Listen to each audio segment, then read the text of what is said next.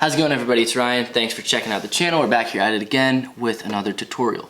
So we covered teleporting, but let's go ahead and cover some super speed. So we're here in After Effects. Go ahead and import our footage. Here we go. Go ahead and create a new comp. We're here. We go ahead and hit B, and that's going to go ahead and trim the composition to our work area. And I'm going to go ahead and stop it right there. And I'm going to right click on the timeline. I'm going to click trim comp to work area, and that's just going to give us a smaller section to work with, which is what we need. So what we're going to do, right when she jolts, sort of do what? Right there. I'm going to go ahead and Command Shift D, Shift Command D, or Shift Control D on Windows. You're going to go ahead and drag all the way until she comes back and jolts back into frame. So I'm going to go right there. I'm going to go ahead and Shift Command D. So there's this big section right in the middle here.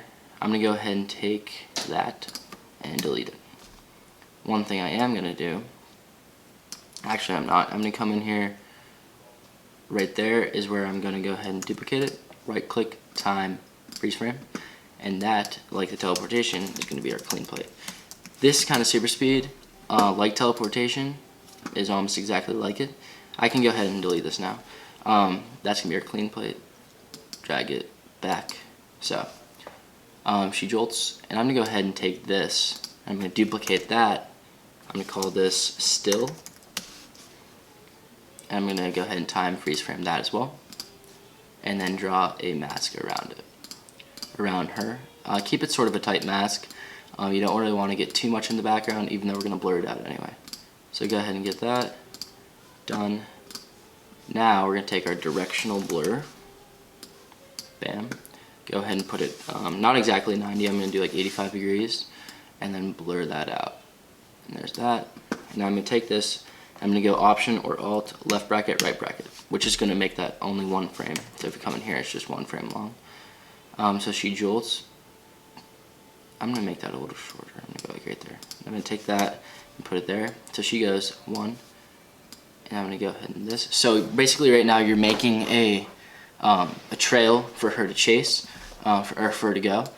So she jolts, bam, there's one. I'm going to go duplicate it, next frame, put it over left bracket, longer, and I'm going to scale it down because you can see she's going back a little bit, like that, and I'm going to go one more frame, duplicate it, left bracket, and put it way back there.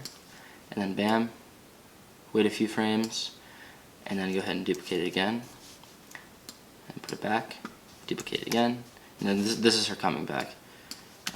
Right there, push it here, scale it up just a tiny bit, duplicate it one more time, bring it over, left bracket, bring it over, and then, so you can see she goes,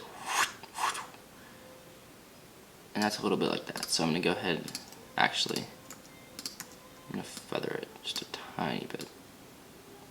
That'll just really, it'll really add, it's basically we're adding fake motion blur right now with all this directional blur and all this feathering, because you can't really do a lot of motion blur because they're still frames. So close all these, and we go ahead, find that end footage, and what I'm doing right now is I'm holding Shift, and that'll snap it to the nearest footage layer or the timeline cursor thingy.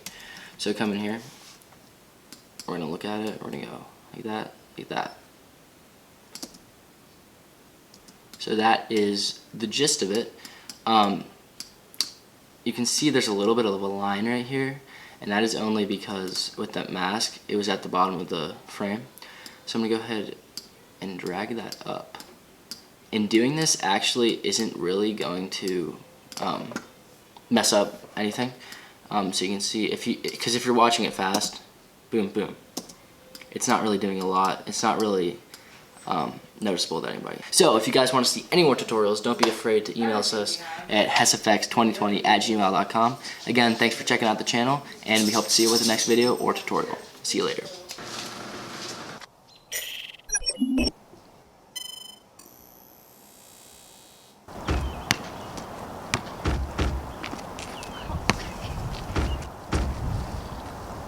Alright, I got dip. I'll see you later. Later.